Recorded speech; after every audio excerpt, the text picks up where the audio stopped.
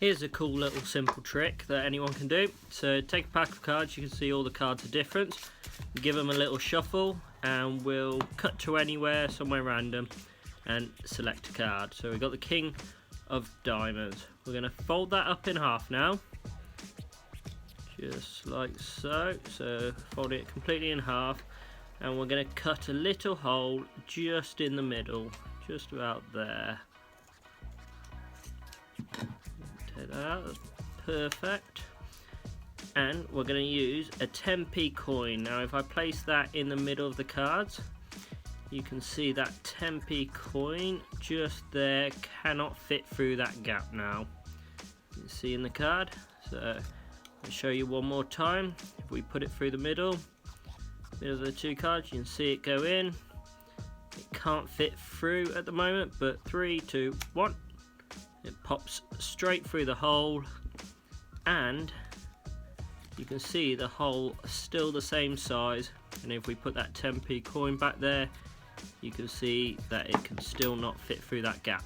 So for this trick, when I'm performing it, I make it look random and like it's a free choice, but really it's not a free choice. You are forcing a card. So you're going to need to select a card that you want to force. I suggest using a royal card because there's a lot happening on the picture and the secret will be hard to spot. So grab any royal card you want and grab a razor blade as well. So a little quick setup you need is to apply a slit on the card. Now I know a lot of you don't like destroying cards, but I'm sure you've got a cheap deck lying around somewhere, or you can buy a cheap deck for literally next to nothing. And you know what, destroying cards, you can then create super visual tricks. You can't just rely on sleight of hand to make super visual tricks. You've got to gaff them up sometimes. So once you grab your royal card, you are going to cut along the border of the card. So along that blue line, use a ruler, be careful with the knife. I'm not going to use a ruler because I've done this several times. You are going to go through that a couple of times on that line, so then that way it cuts it right through the card.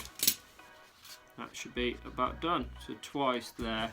So if you can see that, you can see how there's a little slit now. Now depending on what coin you're going to use, you need to make sure that coin can fit through that slit.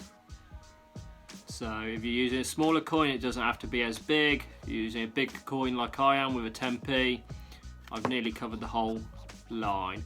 But from that angle you can't see the slit, and that angle there you can't see the slit as well, unless you start moving it around from there. So once you've got that cut on that court card, you are then going to need to force it. So whichever force you want to do, whether it's face up, face down, just a quick one, the pinky force, grab the pinky at the break, tell the spectators shout stop, wherever they say stop, grab it from underneath that break, and they can use the queen. Now I suggest using it face up as well, because the spectators used to obviously selecting a card face down.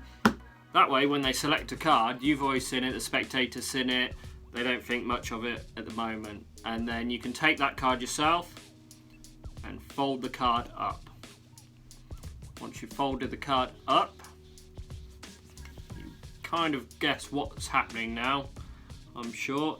You are just going to apply a little triangular cut along the middle of the card, obviously making it smaller than what the coin actually is.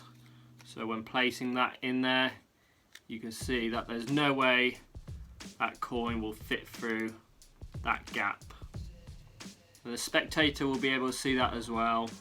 Might not come up too well on camera at the moment, so I'm going to make that a little bit bigger so it's a little bit clearer on the camera for you guys to see. When live, you don't have to make it as big. And you don't have to use scissors as well. Like I said, with live, yes, you're probably thinking, well, who carries scissors? You can literally just tear a corner, a little circle in the middle of the card. Either way. I don't expect you all to carry around scissors and then get pulled over by police and get asked why you got scissors to stab someone, basically. Anyway, so grab the coin. You can place that in the middle. Now, when placing it in the middle, make this position first, that you've got the card like there, and you're pushing it down, and you're actually letting it go in the middle for the first time. So you can show that card fully around. They can see in the middle.